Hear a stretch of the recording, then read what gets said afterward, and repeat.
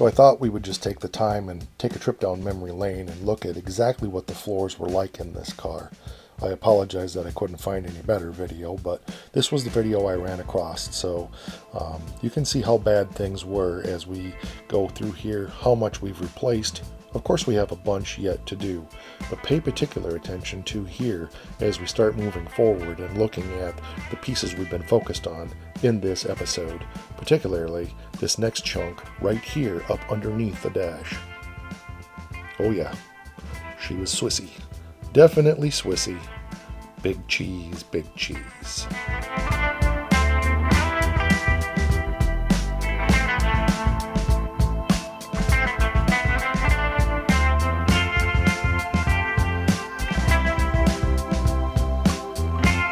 Welcome back, fellow shop rats. Today we're back on the Stitches Challenger. Going to do some cleanup work on the inside, on the firewall, and the driver's side kick panel in preparation for installing all of that floor pan that we have built over the last 23 episodes on this series. So let's watch the show intro. We'll see you in 5 seconds. I'm Mike, and this is My Cars Shop. For those of you who have been around the channel for a while, you know that every episode is just me sharing what I do in a given day in the shop. Well, today we're going to be removing this parking brake assembly and getting that washer pump assembly out of there, and we're going to clean up this area here and get this all ready so that it's all ready to go, because I don't want to put this new clean floor that we fabricated in the car and then clean this up after, because we'll make a mess. So the first thing we're going to do is pull all of this fabricated floor pan out of here that's not attached yet, and then we'll start disassembling the other things that need to be removed up here to get all of this area cleaned up and looking pretty in black, just like the floor does right now. It seems like so much of the fabrication process and the restoration process is putting things together and taking them apart 175.6 times. But if you want things to fit properly, then that's what you have to do. Remember, we've hand fabricated this 4-speed pump. We've hand fabricated these floor pans. And all that work is here on the channel for sure.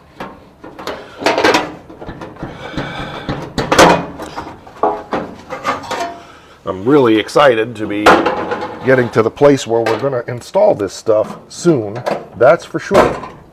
So it's fun to make progress, and it's fun to just move forward on stuff like this.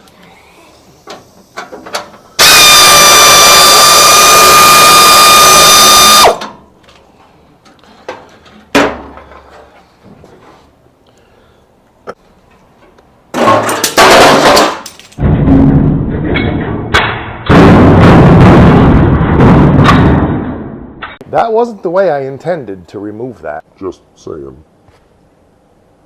To remove the parking brake assembly, there are 2 nuts on studs here, which I have soaked with the old Croil, and then there's 1 bolt inside. So we'll remove the bolt inside first,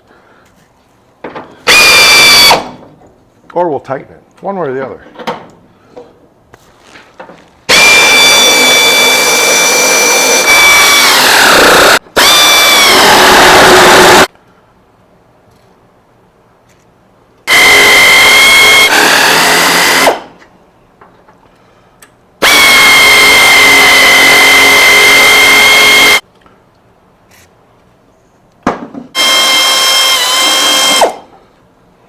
And just like that, the unit virtually falls out. So we've got the cable yet that we need to remove, because I want to take this whole thing out in one big assembly. But that's ready. I just need to release the cable from the torsion bar cross member down here now. The clip was already removed. It was just rusted in, so we've got it all, ready to remove-atize. Oh.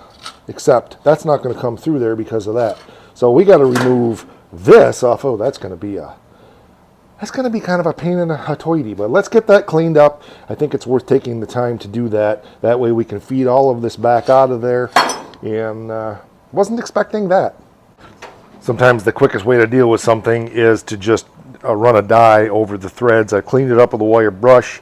The nut is loose, but it's such a long distance and these threads are so dirty that it'd be really just fastest to chase the threads down, get them good and clean, so that the nut comes off easily once it is past the spot, of course, where it's already kind of rusty on there. So we'll clean them down as far as we can. I wish there was a quicker way to do this with some kind of a power tool, and there is. I just don't have one. But easy peasy, cheesy squeezy. This is all it's going to take.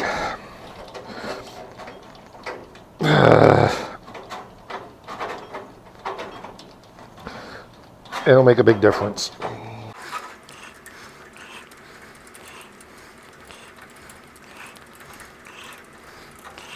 Got everything off of it now. Time to snake it out.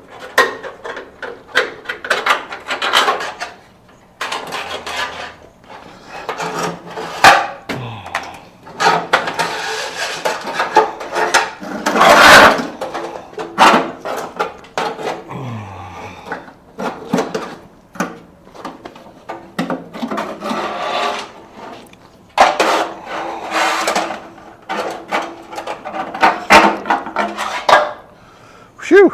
Okay, so we're going to put our little pieces back on the cable, just because it's that way I can lose all of the parts together instead of losing them individually.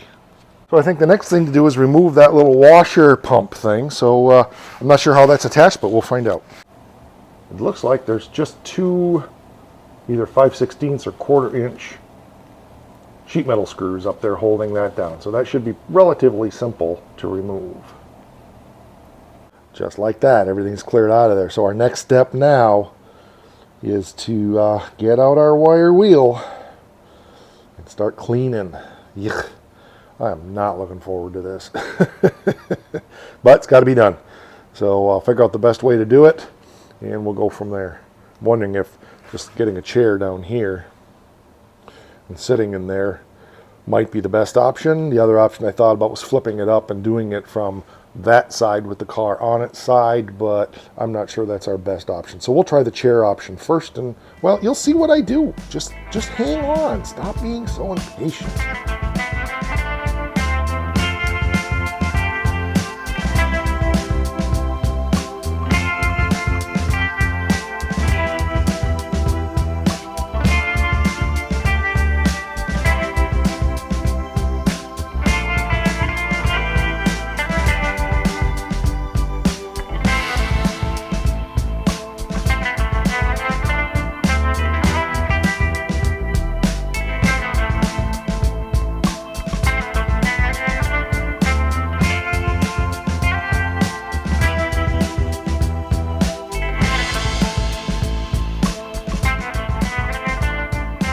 Like that, she's all cleaned up and rust converted. So the next step is to get some actual paint on there. Trying to decide if I'm going to do that now or if I'm going to wait, but I got all of the frame cleaned up down here, and well, just got everything cleaned up over here, inside, outside, blew all of the rust and dust and dirt out.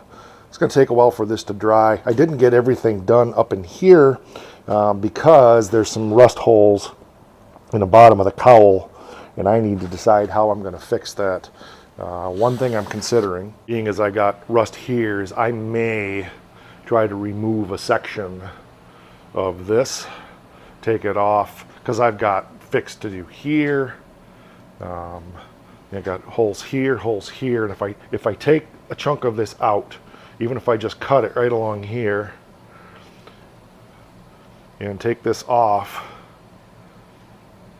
it may be easier to fix all of what's inside of there from the top side rather than the bottom side. I know some guys have done that.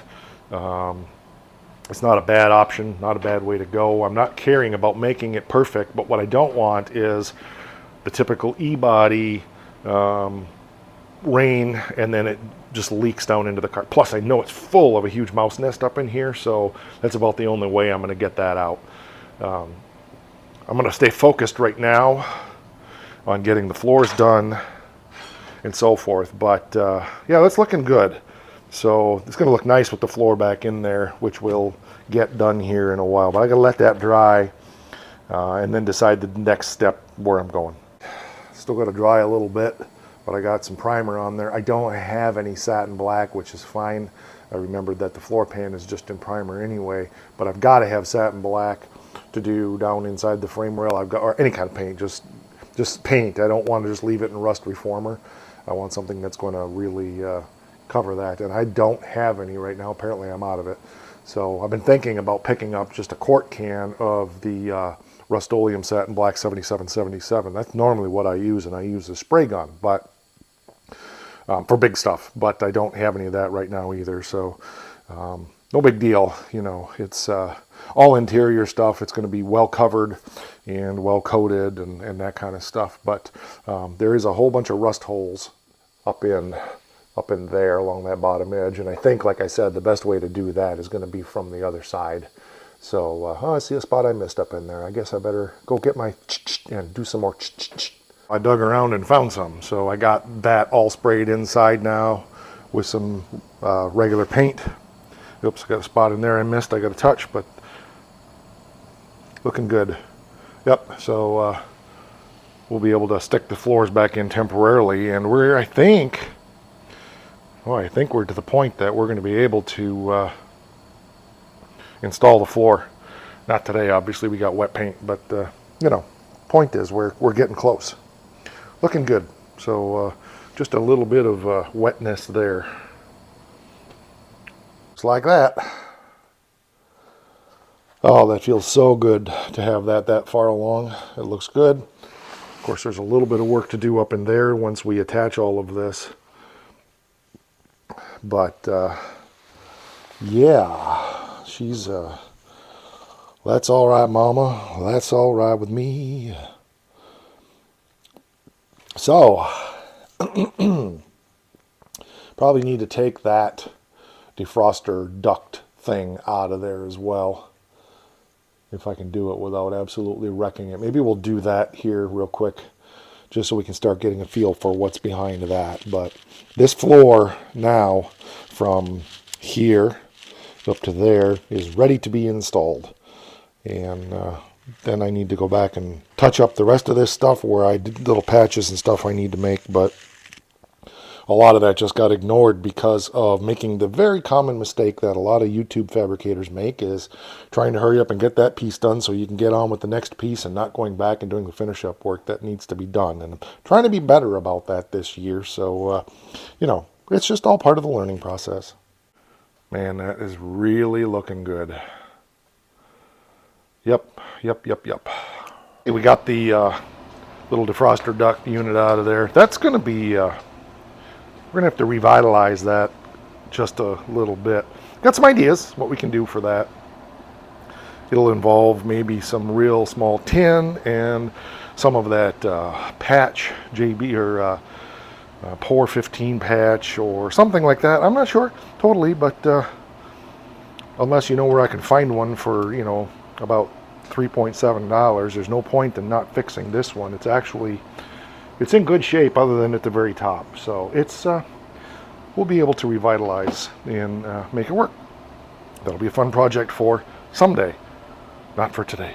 I think I'm going to take a hot minute and just get this cleaned up here a little bit across. And just clean that up a little bit. Try to keep the mess off of my nice fresh stuff over here, but it'll be what it is. So at least it's not big rust stuff. It's just dirt and insulation and that kind of stuff. There we go. Every little bit. So we'll catch all of that when we do the floor over there. Obviously my goal is to stay focused here, but I couldn't see all of that fuzzy stuff up there without doing something. So we'll come back after it's dried and look at it one more time.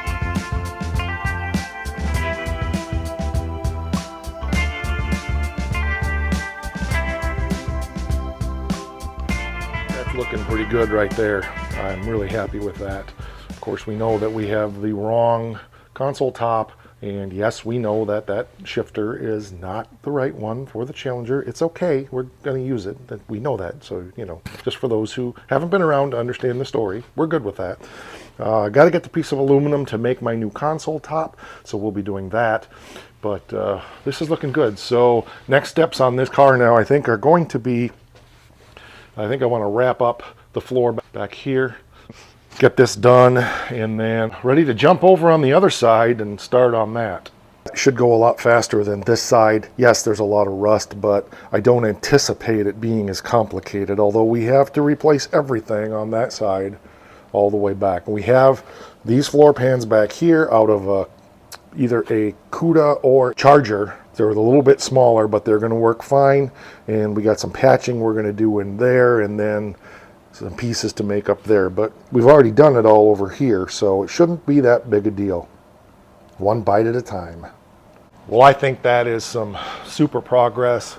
Again, this channel is about spending the day in the shop with me and accomplishing the thing that I'm going to accomplish today, and that is different than other channels, obviously, but I think it gives you a more realistic idea of what it actually takes to do a project of this magnitude, especially where we're fabricating. So that's going to do it for this one. We're over on the face thing, /mycarshop. Instant Grandma loves us. We're over there too. She gives us cookies and stuff like that, /mycarshop. And we're here on YouTube. If you really want to help us grow the channel, then I would encourage you to share the videos in any appropriate discussion forums that you are on anywhere on the web. It's okay if people laugh. It's okay if people don't understand, but the more you share, the more views we get, the more subscribers we get, the more revenue we generate, and the more I'm going to be able to do. And we obviously have 11 projects here at the shop. There's a lot going on. I can't do all of this without you guys. I appreciate all the donations and gifts and everything you send to make all of this possible.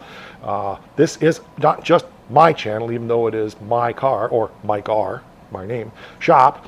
You know, it's our stuff, and I just happen to be the monkey out here on the strings doing the work. But you guys are the ones that make all this possible, and I can't thank you enough for that. Today is actually New Year's Eve, even though you're seeing this close to the end of January. So this is the last bit of film that we're doing in 2022. Make it a great new year, even though, like I said, this is 9 episodes probably into 2023. I'm still feeling very grateful here at the end on New Year's Eve of 2022. So, all right, that'll do it. We'll catch you on the next one. Oh, crap. I almost forgot. Rock!